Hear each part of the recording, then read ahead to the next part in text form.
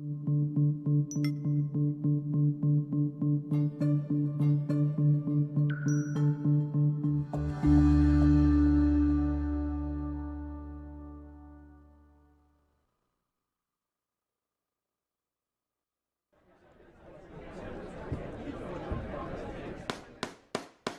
250,000. Now, but to get 275. High, but to get 275. 3. Now 300,000. Now 3 1/4. 325. High, but to get 3 1/4. But to get 325. Now half. Now but to get 300,000. And hello from Lincoln Center in Dallas, Texas, the center of the universe, I like to say.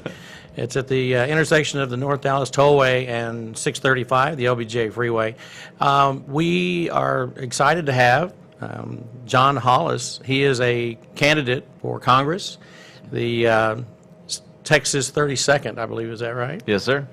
Welcome to the show. Thank you so much. Thanks for having me. You bet. So John and I met at an event about a week ago. In fact, I think it was a week ago. We had Congressman Gohmert from Tyler in town, and I'd say the first, the Texas first. Very entertaining individual. Yeah. Obviously a very strong. He's a strong congressman, I'd have to say. He definitely is. He is not afraid. No, he's not. He's not afraid to speak his mind. And I think that's what's working. You know, I think that's. I think people want honesty. They want directness. Tell us what you really think, what you're really going to do, not what you want people to hear. And that's the biggest problem we have in Washington and the State House here. Is it's all based on their commercials. There's no substance to a lot of them, and I know a lot of them. And so when we had that nice evening last Monday, and we had some other folks that are running for the office. So I had a chance to meet with, at least one of the people that you're running against. And I really want to people know the show, and they know how I am about things. I do express my opinion, and I like to say I'm not a liberal, but I am a fiscal conservative that believes in you do your own thing. I'm not here. I may be more of a libertarian when it comes to that. I'm definitely an independent at times, and I've voted all over the map. People would go, well, what in the world was that about? But I did. I voted for Ross Perot when he was running, and there were people that was a throwaway vote. It obviously was not, because it turned the election. It certainly did. It went a different direction than what we thought it was going to.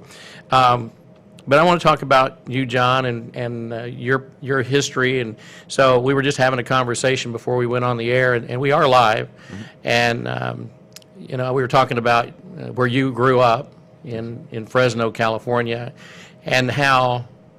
I actually would like for you to tell that story about the agriculture, and just what impact lobbyists.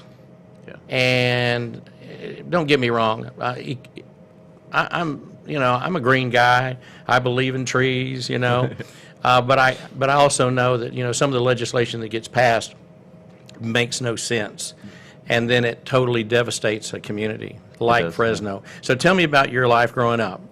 So I am from Fresno, California. I actually grew up in Devin Nunes's district, and Kevin McCarthy's district was right next to us. So it was wonderful to kind of see them rise to the top as they have, and really stand up for the president, stand up for the country in the way that they have. When I was growing up, it's a very politically active area. It's very conservative, actually. It's Reagan country, essentially. Yep. And at one point, the Central Valley produced about 80% of the nation's agriculture. We were, the leading area in pretty much all of the world. And Sacramento came in, and in their infinite wisdom, they decided to pass some legislation that ended up decimating the agricultural industry and started a man-made drought. What happened was there was a microorganism by the name of the Delta smelt, which was not indigenous to the Central Valley. It actually came from Southeast Asia, and it became extinct in the Central Valley, but nowhere else in the world. It was thriving everywhere else. And for some reason, Sacramento decided to pass legislation saying that you could not touch any body of water that had the Delta smelt in it. And there's a famous picture on Time magazine, actually, I think it was around '07, where there's a farmer standing on his land, and it's just desolate. It looks like the Dust Bowl. And next to him is a ravine filled with water and a sign that says cannot use for agricultural use, and then there's a little law underneath there, which refers to the Delta Smelt Law. So that lasted about a decade. We fought it, time and time again. Farmers were, getting up in arms at trying to get this law passed. Eventually, they were able to get the law repealed, and then an actual drought came through and continued to decimate the Central Valley. And so at any given time, we usually would have somewhere around double the national average when it comes to unemployment. So, in '08, '09, I think unemployment was around 9%. We were at about 17%. And we stayed that way for a long time. And even still today, we see that, unemployment is still relatively high in that area compared to most of the United States. Yeah. We were talking about water. Yeah. Specifically, we were talking about water, and of course, that situation decimated the farming community. But tell the story again about the water situation in the South. Oh, yeah. In Southern California, and some people do not know. I lived in Southern California from about '68 to '71. And then we lived in Northern California outside of San Francisco for about a year before coming back to Texas. Tell me about the more infinite wisdom from Sacramento. Yeah, well, it's funny because Southern California, what most people don't realize is they don't have their own source of fresh water. So all of their water comes from the north. It comes from the Central Valley and also comes a little bit further than that. And so, during the man-made drought, it was really taxing the whole state because we were having to figure out ways to get water down to Southern California to the point where they were actually drilling into the water table below the ground and sucking as much water as they could out. And we weren't sure if we were going to be able to kind of refill those reserves. Luckily, when we had some storms come through, it helped refill some things, but they still haven't put together the infrastructure to catch water in an effective way because a lot of that water ended up flowing out into the ocean. What's interesting is they had an opportunity to kind of solve Southern California's water issues back in the late 90s, around 99, 2000. It was when Governor Gray Davis was in office. And the solution was to build desalination plants up and down the coast. Sure. And at the time, they were relatively inexpensive for that time. We had a surplus in our budget. We had the ability to actually do it. But Sacramento at that time said, you know what? We don't need them right now. We're doing just fine. We don't have a drought at any time soon, and they're a little expensive for us, so we'll wait. Well, a decade goes by, we start having water issues, and they go to price out desalination plants again, and the cost had risen by about 10 times. So they weren't able to actually build the plants that they need. They've built one or two, I believe, and they're trying to get some more online, but it's costing them way more. And like they say, hindsight is 20/20. Yeah, yeah. And so now it's costing 10 times as much? Yes, sir. So growing up in Fresno, tell me about your childhood. Parents, what did they do? So my mom is a single mom. She raised three of us while putting herself through school. She ended up becoming a nurse. At the time when I was young, she was working for the education system. So she started off working for a teachers union. She kind of got fed up with how they did things, and so she shifted her way into a county office of education, where she was then working directly for the school boards there. And then in 2007, 2008, she was laid off due to redundancy when the economy crashed. So we lost our house at that point. We had, our car get repossessed. We lost health care. My father, he had started his own business when he was around 28, I believe. And he had grown to have 5 different locations all throughout the Central Valley. And then a corporate buyout happened, and he lost everything as well. And that was also around the financial crisis. So we have a lot of experience dealing with adversity. We have a lot of experience dealing with kind of being that lower middle class and having to fight your way out of these tough times. And I personally had to put myself through college. I had a little bit stocked away from my grandparents, thankfully, and my parents also helped out a little bit, but overall I paid my way through.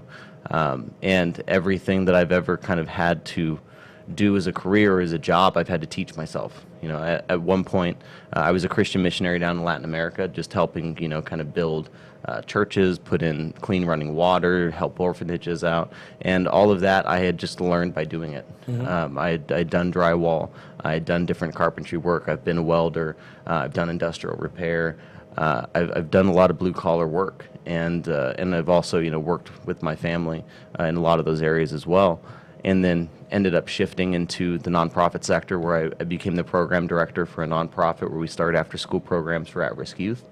We got them away from gangs, away from drugs. We got them focused on their schoolwork and back out into the community and off into college. As I was going through college, I became kind of enamored with the film industry. I had started doing videos and PSAs on human trafficking with some good friends of mine up in Canada, and was part of this kind of national tour where we went across Canada just trying to raise awareness as much as possible. And so I took that kind of naive ideological step or process with me down to Hollywood, thinking, okay, I'm going to make a difference. I'm going to do some amazing films that actually speak to people. And very quickly I got sucked up into the system there, and wound up in the studio system after a few years working with some of the biggest studios in the world, like Fox and Warner Brothers, ABC, and on some of the biggest shows in the world. But learned very quickly that there is a very specific ideology that they push.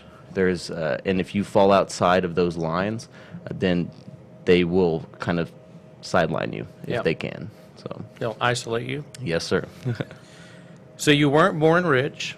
No, sir. You've done missionary work. Yep. You have worked for some very major corporations. Yes, sir. You found out how dirty it was, Yeah. and you're here. How did you end up here?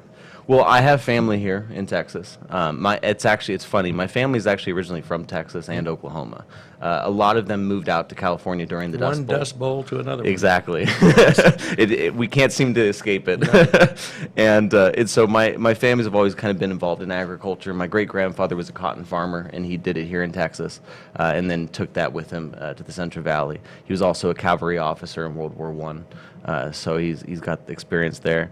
And my entire life, I was always taught about Texas values and what Texas stood for, and how they were essentially the freest state left in the Union. And if anything went south, they'd pull away from from the Union if they needed to. Sure. And it always gave me this kind of hope that there was this conservative bastion, somewhere in the United States, no matter what goes wrong, especially as we started to watch California slowly turn purple and then eventually shift hard blue. Yeah. It always gave me hope that there was someone out there still fighting the good fight. It wasn't that long ago that California, gave us one of the best conservative presidents we ever had, which was Ronald Reagan. And, they also gave us Nixon as well. We won't really talk about Nixon, but...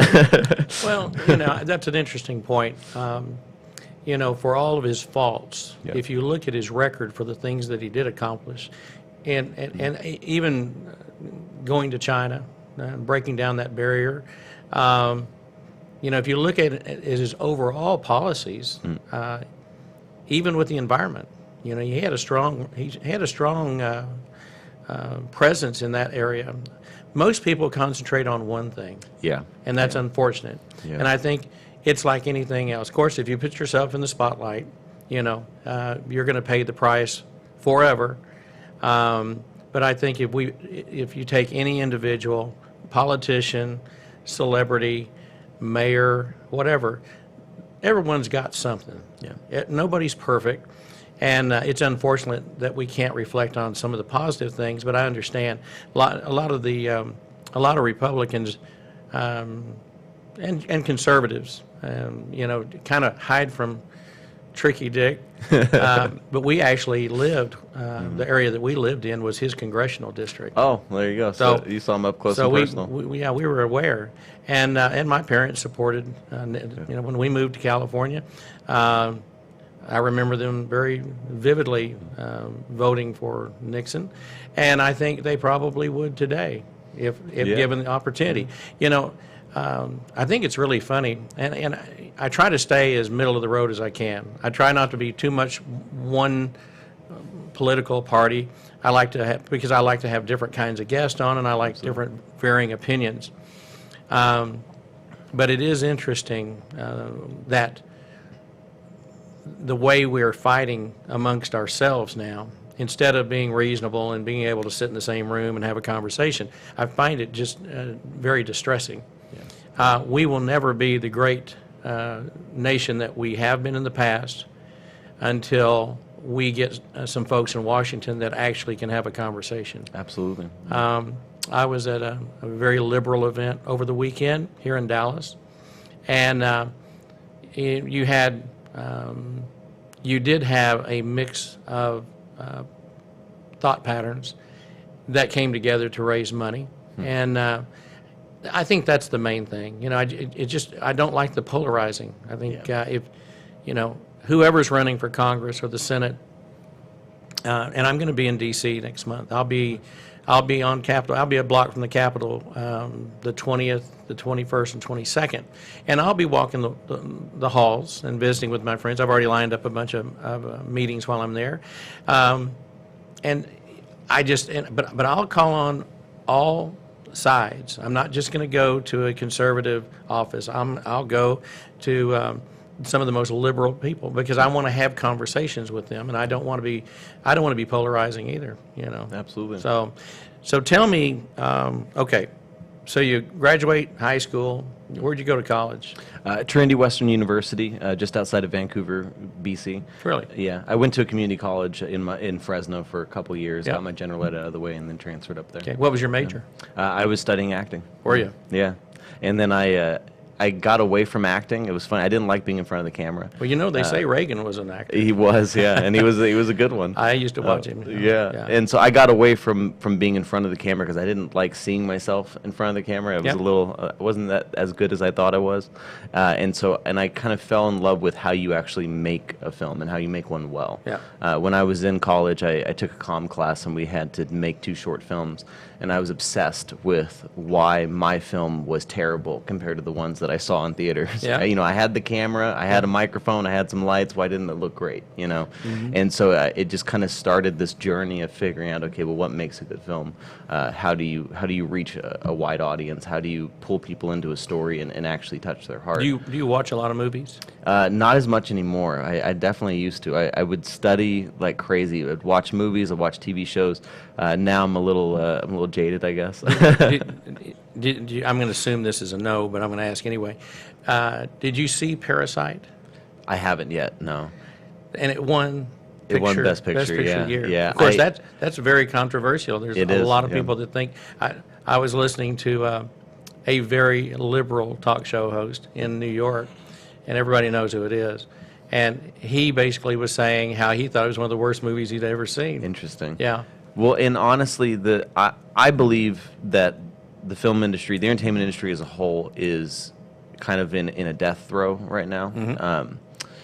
The film industry it has died. It's left up every year. You're left with 5 films that are, or maybe 7 films that are vying for 5 making all the money. spots. Yeah, at the Oscars, and then you've got your summer blockbusters that are all pretty much Action. superhero movies, Yep. and all that kind of stuff.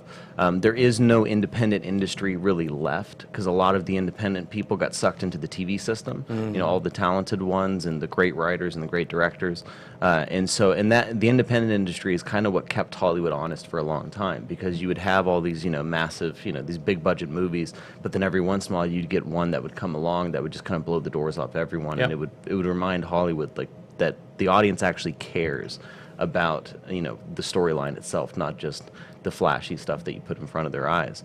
And now TV has kind of taken the place of the independent industry. There's a lot of television out there, obviously, and they're doing some good things, but even that's starting to get stale. A lot of the stories are getting recycled, and what most people don't realize is about 75% of everything made in Hollywood are made by 5 showrunners, and all their friends, and they all believe the same thing pretty much. It's why a lot of the storylines are the same, and why a lot of the characters. Well, are we've the same. had ER and Chicago Hope, and Exactly. and this whole CSI series. Yeah. CSI here, CSI. And they're entertaining. Yeah. But after a while, it's okay. Yeah. First off, I've never been to New Orleans when they were blowing up anything. you ever notice? I always get a kick out of those shows where it's like these mass machine gun fights or something, you know, Oh, yeah. and it's like, I've been here many times. I've never seen that happen. How can that be? I get a kick out of it. Well, let's talk about, now I know you're running for Congress because you know how things aren't working. Yes. And you know how the country is going, Yeah. good and bad. So just give me your perspective on Congress and why you. Well, so for the past 10 and a half years, I have been up close and personal with the propaganda machine. And what I noticed in 2016 after President Trump was elected, the entertainment industry really shifted hard left and they got essentially radicalized. And I didn't like what we were doing. I didn't like the fact that we were messaging to people from a dishonest standpoint and trying to legitimately change their mind about policy issues that I personally didn't agree with their viewpoint. And when I started to look at what was going on in the political realm, especially back there, I noticed that one, I was not impressed by my representative. Two, I wasn't impressed by what the local party was doing. And so as I started to branch out more and kind of pay more attention to what was going on, I started to realize, oh, this is pretty much the same everywhere you go. Yep. Representatives come in, they say all the pretty words that you want to hear. They usually walk right down the middle, right, just to get everyone as much as possible, and then they go to Washington and they do the exact opposite of what they said that they were going to do.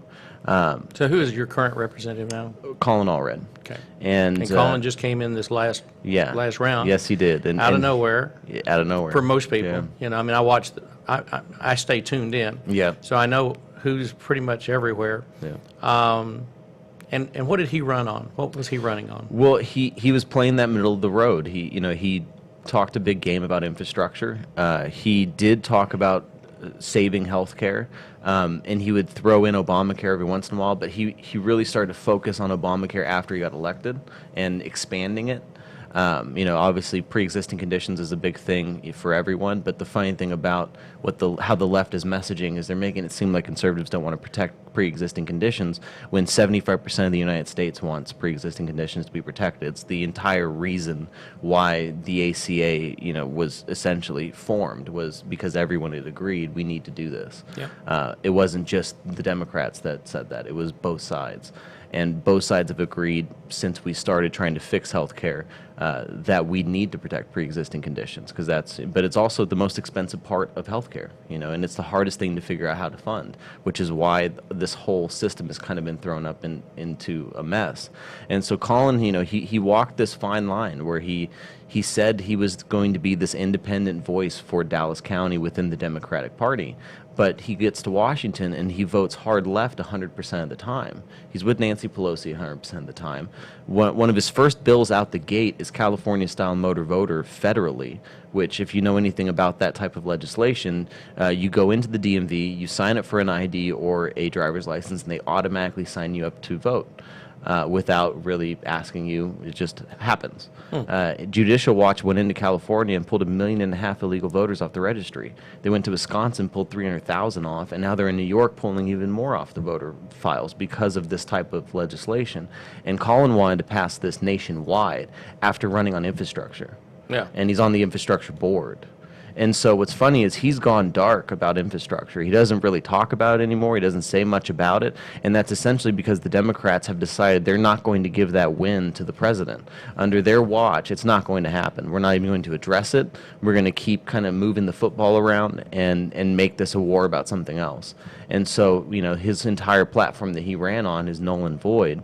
And instead, he's passing out legislation. Like he also tried to pass a transgender bathroom bill for children in elementary school, which in North Texas, I feel like that's not really on our list of concerns at the present moment. Think?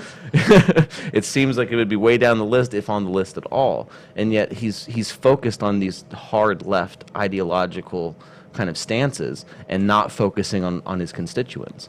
And his constituents let him know. I mean, everywhere I go, people keep telling me, I keep calling his office, but they don't call me back, or he won't answer, and they're really rude over there. And it's funny because he trumpeted bipartisanship. Yep. But all of his legislation is dead in the water when it comes to bipartisanship. There's no way Republicans can actually sign on to it, and he knows that.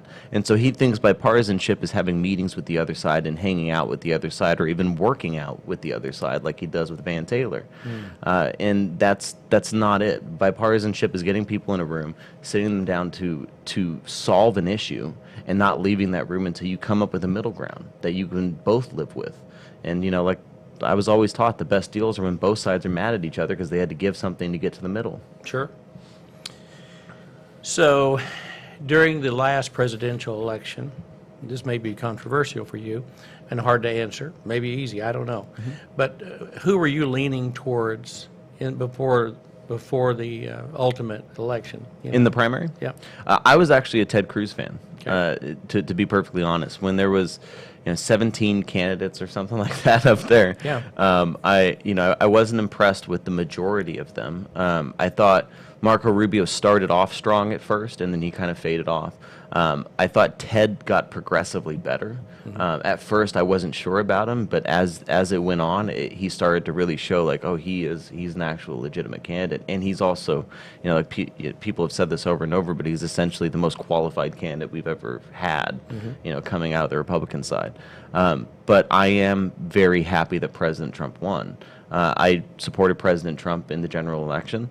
I still support him to this day, and I don't know if anyone else would have been able to face the onslaught that he has faced from the Democratic side. And I think that onslaught was coming no matter who got into office. And so, I still love Ted. He's incredible. I love what he's doing in the Senate, and I love the fact that they were able to kind of have bygones be bygones, put their differences to the side, Sure. and start working together. But I am very proud of this president. I think he has exceeded expectations, and I think that like I said, he has been able to withstand this major push from a radical left that wants to essentially destroy the foundations of our country in order to push forward a socialist agenda.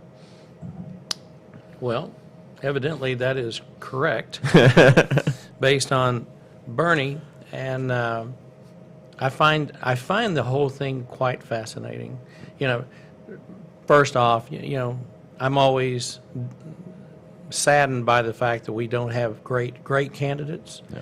But I think what we've discovered is the really great people don't have time for such foolishness, and they don't want to feel like they're wasting their time, and they have bigger fish to fry. For you sure. know, I mean, there's a lot of people that could run this country and do a great job, and it just seems like we just get a lot of.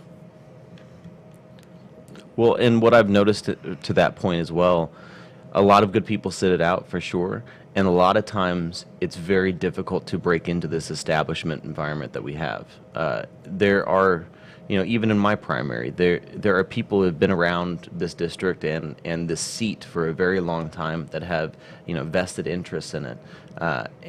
And if you're not part of that club, if you don't come up with them, then they really don't want to hear from you. Yeah. They have their way of doing things, and I understand that. I get where they're coming from. They've put a lot of time and effort into this community, but at the end of the day, look around. Dallas is blue, and it's gone blue under their watch. We're not fighting to keep it red. We're fighting to take it back. Right. 4 out of 5 county commissioners are Democrat. Our DA is a Democrat. Our mayor is a Democrat. Half our city councils are Democrats. I think we have 2 Republican congressmen left, and they're outside of the county completely. It's already gone blue. Yeah. And it's because we continue to push politics as usual, business as usual, and we've stopped listening to what the people want. So many people tell me the reason why they didn't vote for Pete in 2018 is because they felt like, one, they were being talked down to all the time. He wouldn't listen to their ideas, and then he spent more time in Florida than he did in his own district. And unfortunately, nationwide, that seems to be the norm. Mm-hmm. You get elected, and then you leave. And you don't come back, primarily because you don't want to hear it. You don't want people yelling at you, but that's part of the job. Yep. That's what you sign up for. You're not going to be able to make everyone happy. Yes. In fact, there's always going to be someone that's going to be mad at you, but that's the job you signed up for. So Yep. you're supposed to come back. You're supposed to listen, and you're supposed to do as much hard work as you possibly can. But unfortunately, we get a lot of people in office that haven't worked a day in their lives. Yep. Colin, he spent some time in the NFL. I think he got like 40 tackles in 5 years. So great. I'm sure he made some decent money. And then he became an attorney and started working in politics right out the gate. Yeah. Meanwhile, this district is filled with working class people who've had to struggle from day to day just to make it. And they've never had a candidate that understands that struggle. Tell me, and I was looking at it the other day, but for the folks that don't know, tell us where your congressional district, where is it covered? What's the footprint? So it starts in uptown Dallas. It goes north up through the Park Cities, into North Dallas, Richardson, over to Garland, Wiley, Rowlett, Saxe, and there's 2 precincts in Mesquite. Murphy's in there as well. We always forget to mention Murphy, but it is right there. Yep. And so it's a wide district. Well, when you get into Richardson, Garland, Wiley, that area, there's a lot of blue-collar workers. Exactly. A lot. Yeah. And they've always been working-class neighborhoods. Yep. You know, they're not the Park Cities. Exactly. So you have a real split as far as the demographic of the people, which I think is great, actually, because you know that's the way the whole country used to be. You had a lot of middle-class and lower-income people that just, you know, they got by on one paycheck. It didn't take a 2-income family, and I think that's where a lot of politicians miss it. I've been watching. Well, here's the other thing. So I attended a small gathering of about 50 people in Grapevine about 4 months ago, and Ted Cruz. It was his gathering. If you haven't really heard him speak, like really speak, you don't know him. Yeah. You know, what you get are clips, and usually it's from the other side. You know, like it's all the negative stuff. It's the same way with any of the politicians that we deal with. You know, most of us don't really know what they stand for. You know, they get a 5-second bite, or they, you know, it's all, and like I'm watching the race between Kay Granger right now over in Fort Worth, and the fellow that's running against her, and you know, it's just funny. Commercials are just so, they're just so wrong. Yeah. You know, they always pick the worst picture that was ever taken of you, like you're stunned. That's one specific one I was looking at this morning. This guy looked so stunned, like he didn't know, like he was just dumb. And that obviously is not the case. You know, he's just got his own agenda. You know, people want that. If you're going to do this job, you really want it. Yeah. You have to want it. But I do agree. Once they get in, you know, where are they? And what do you think the greatest thing, since you're a Trumper, what's the greatest thing that Donald Trump has done while he's been in office? Well, I think that's easy. I think it's what he's done for the economy that has affected all classes across the board. He has shown the minority community what it's like to actually have a president and a party that truly care about you and want you to succeed and not just pay you lip service. Because at the end of the day, we can all talk, we can all say wonderful things to you, but the proof is in the pudding, is in the eating, as they say, right?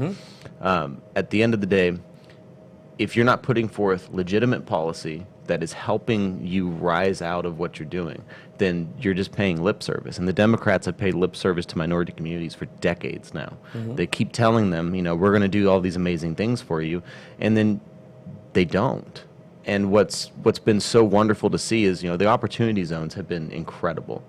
They're going into these, you know, kind of economically ravaged communities, and they're giving people a chance to start their own business and work for themselves and rise out of poverty, like we've never seen before. And with the historic unemployment rates across the board, no matter where you fall in you know, culturally, no matter where you fall, whether you're male or female, I just heard today that 72% of all new jobs are going to women.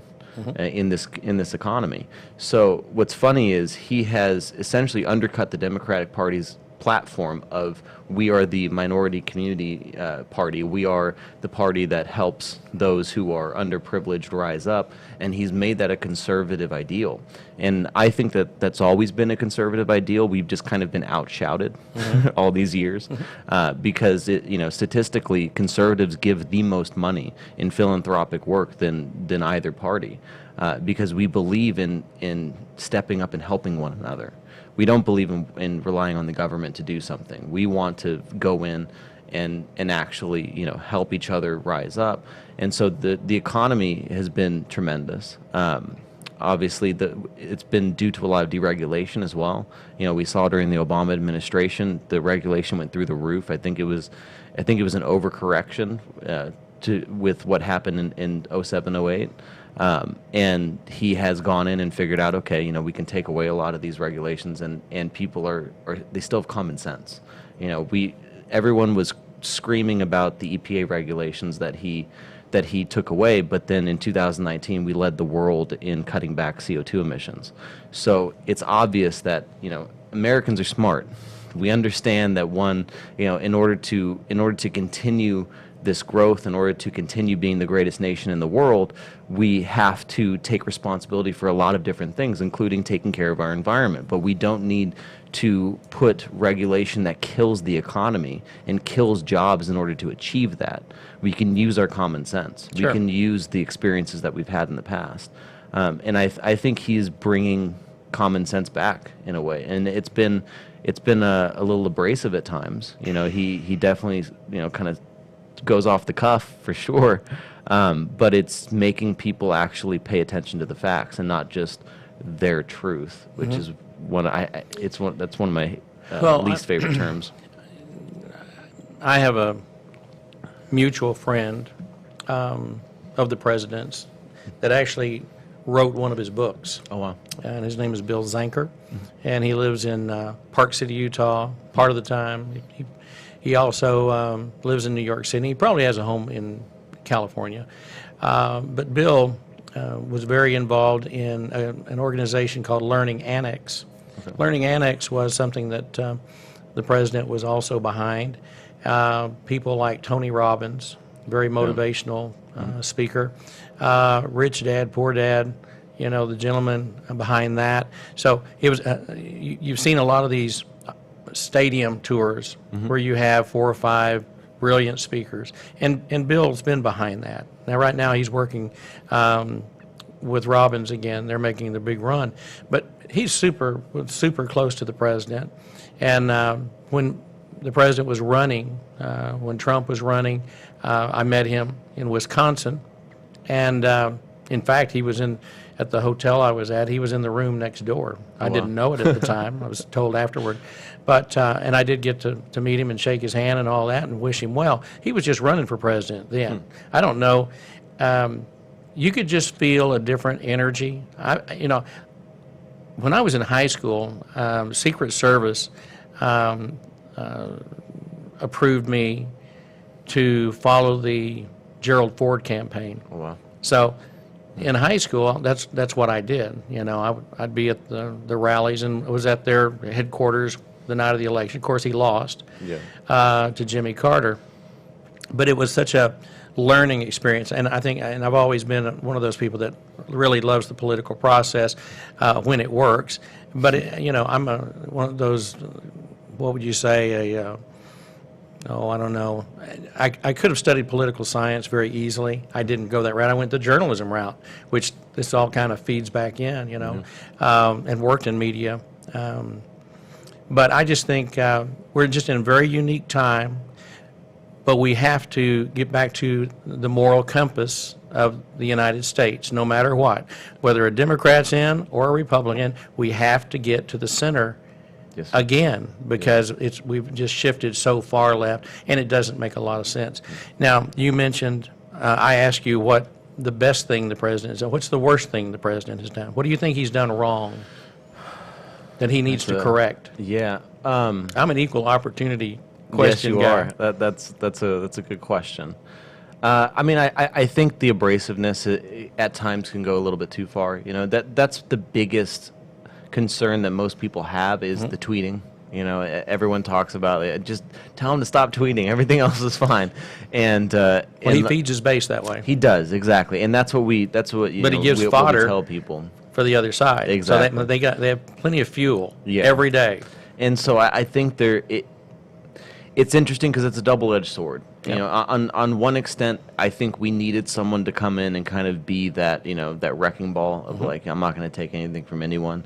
But on the other side of things, I think the American people, like you said, we're craving that middle of the road, that moderate kind of style of politics, because most citizens are moderate. I mean, Right. everywhere we go, everyone pretty much is right down the middle. You're not going to find that many radicals left or right. We hear more from both sides because oftentimes, the loudest people are the ones who get amplified They're the the most. squeaky wheel. Exactly. But overall, I think a majority of Americans really want a return more to like the Reagan style of things. Yeah. Someone who's able to tell you the truth, but does it in a way that you can kind of chew on it and not feel bad about yourself. I think a lot of people are just tired of learning after the fact how crooked some of the people have been that have been elected, and also the dishonesty of the people in office. Absolutely. From the very top. And, if we want to talk kind of policy ways, I think Betsy DeVos has probably been one of his biggest mistakes. Is this the Secretary of Education? Secretary of Education, yeah. I think that pushing school choice has led to a lot more competition, especially in the ISDs. It's kind of forcing them to realize, okay, we're going to lose these students, and we're going to lose all that funding if we don't step up our game. But there is a bridge too far, and I think Betsy is just like every kind of Secretary of Education. At the end of the day, we need to get the federal government out of education. They need to be more of an overseer and less of a policymaker, and we have to return the policy aspect of it back down to the states and the local municipalities, because at the end of the day, you understand better how to treat your children than someone in Washington does. Absolutely. Now, I've never believed that education should be ran like a dictatorship from the Capitol. The other thing is I had a contract for over 20 years with the Dallas Independent School District. I sold all their surplus, every used TRS-80 computer, every piece of equipment. And I say that to say this. I sold all those things except for the things that were stolen. And there was a lot of graft, a lot of corruption. During my tenure working with them, at least one of their superintendents was convicted. Holy cow. And I just remember after, they would hold a vendor like myself accountable, but they weren't accountable within. And I'm talking about from the people inside the building. I saw things. In fact, I could write a book on DISD. I just remember Mr. Robinson, I believe was his name, was the gentleman that I dealt with for 20 plus years, and they had gone through a lot of investigations from the FBI, and I just remember stepping on at Keys Boulevard. They have one of their complexes there. It's where their surplus goes, their purchasing department, and I remember walking up on the stairs and getting on the platform, and Mr. Robinson looks at me and he says, "Well, Mr. Jones," he said, "I just want to tell you, the FBI lady says you sure run a clean auction." So they were, under federal oversight all the time. Wow. So anyway, we quit doing that a long time ago. Okay, Jon Hollis, you're running for the 32nd District. Yes, sir. For Congress. Any final comment? Yeah, well, at the end of the day, we have to stop this politics as usual. We need to get back to actually listening to the people. And like I said, Dallas County is already blue. We're fighting to take it back. And if we want to see any sort of change in this community, if we want to get our community back, we're going to need to kind of shake the cage a little bit and mix some things up. Voting the same way, voting for the same people, the same type of people who are backed by, the usual establishment is not going to get the job done. Colin Allred is a very well-polished machine, and the Democratic Party has made sure that they put someone in this area who can toe that middle of the line, at least with his rhetoric, and then do their bidding when he's in Washington. So if you want that to change, if you want real leadership, if you want someone to come in and actually listen to the things that that are affecting you on a daily basis, and you actually want real solutions to the problems, then you need to vote for me. And you need to go to JonHollisForCongress.com, donate, sign up to also volunteer for us, and spread the word as much as possible. There's quite a few people in my primary that are good people at the end of the day, but they're not going to get the job done, and they're certainly not going to beat Colin Allred. I will. All right. Very good. Well, you heard it here. Jon Hollis, candidate for the 32nd District of Texas. We wish you well. I know you have like any other battle, everything's uphill, but anything's possible, and we wish you very well. I want to take 1 minute to speak about a friend of mine down in Jacksonville, Florida. Pat Bolin has been a friend for 40 years, and he has just gone into hospice. A lot of people know him. I posted that on Facebook, and his lovely wife, Teresa, posted that he went into hospice over the weekend. And he's probably the second guy to ever put me in radio back in the early 80s at KGAF up in Gainesville, which then ultimately became The Edge here in Dallas. And I'd just like to send my thoughts and prayers to their family, his children, and all of his friends and family in that part of the country in Jacksonville. So if Pat's watching this, and he may be, I just want to tell you how much I love you and appreciate you, and Godspeed. So, Travis, this is it. I'm done for this one. Okay? So from Dallas, Texas, at Lincoln Center here at the grand area of LBJ Freeway and the North Dallas Tollway. We hope you have a fantastic week. It's been a good show. I've enjoyed talking to you, and we look forward to seeing each and every one of you again next week. We'll be on about 10 o'clock. So God bless from Dallas. We bid you adieu.